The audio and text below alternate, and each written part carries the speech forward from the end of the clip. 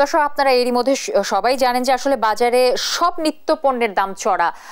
এ বিষয়ে আরো বিস্তারিত জানাতে সহকর্মী নজরুল ইসলাম যুক্ত হবেন আমাদের সাথে। নজরুল, পণ্যের দরদাম নিয়ে আসলে ক্রেতা বিক্রেতারা কি বলছেন, বাজার পরিস্থিতি নিয়ে আপনার কাছে কি তথ্য আছে, সব মিলিয়ে জানাবেন আমাদের দর্শককে। জ্যোতি, আপনাকে ধন্যবাদ। আপনি যেমনটা বলছিলেন, আপনারা জানেন যে নানা অজুহাতে সারা বছরই বাড়ছিল সবজির দাম, একই সাথে বাড়ছিল সব ধরনের মাংস, ডিমের দাম।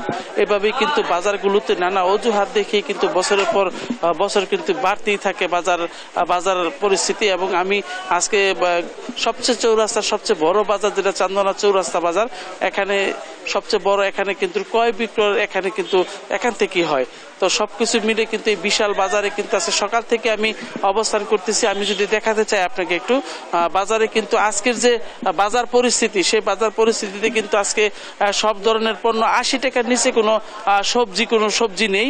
এবং আপনার আছে কিন্তু ইলিশ মাছ বিক্রি হচ্ছে 1800 থেকে 2400 টাকা কেজি দরে, এবং কাতল মাছ বিক্রি হচ্ছে আপনার 500 থেকে 800 টাকা। চিংড়ি মাছ যেটা রয়েছে বড় সাইজ 600 টাকা থেকে 1000 টাকা, এবং বোয়াল মাছ 600 টাকা থেকে 900 টাকা, এবং দেশীয় মাছ যেটি রয়েছে সেটি কিন্তু 700 টাকা থেকে 800 টাকা রয়েছে, এবং তেলাপিয়া মাছ এবং 250 টাকা থেকে 250 টাকা। পাঙ্গাস মাছ কিন্তু 160 টাকা থেকে আপনার 200 টাকা ধরে, এবং রুই মাছ কিন্তু বিক্রি হচ্ছে 400 থেকে 550 টাকা ধরে। এবং এরকম কিন্তু মাংস মুরগির যে মাংস রয়েছে, সেই মাংস কিন্তু আপনার বিক্রি হচ্ছে আজকের বাজারে 210 টাকা থেকে 220 টাকা।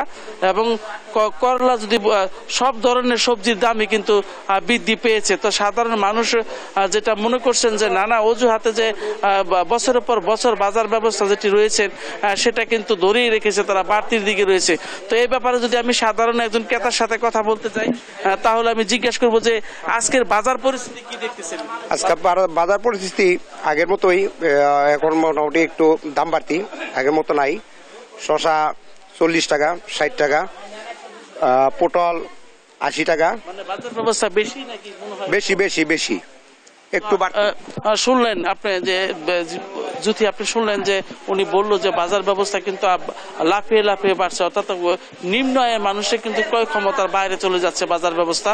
তো আমরা যেখানটায় দাঁড়িয়ে রয়েছি সেখানে কিন্তু অনেক নিম্ন আয়ের মানুষ কিন্তু মানে কথা বলতে চাচ্ছেন না। তারা মানে বলে যে কি হবে এই টেলিভিশনের সামনে কথা বলে, এমনটাই কিন্তু জানিয়েছেন সবাই। তো আমরা বাজার ঘুরে দেখেছি যে মাংসের বাজার থেকে শুরু করে সবকিছু কিন্তু ঊর্ধ্বমুখী, এবং নিম্ন আয়ের মানুষের ক্রয় ক্ষমতার বাইরে বাজার ব্যবস্থা চলে যাচ্ছে। তো একটি সিন্ডিকেট কিন্তু নানা অজুহাতে গরম এবং বৃষ্টির কারণ দেখিয়ে বাজারটাকে তাদের নিয়ন্ত্রণে রেখেছেন, এমনটাই ধারণা করছেন সাধারণ মানুষ। যদি এই ছিল আমার কাছে সর্বশেষ চৌরাস্তা বাজার থেকে। চান্দনা চৌরাস্তা বাজার থেকে যুক্ত ছিলেন আমাদের সহকর্মী নজরুল ইসলাম।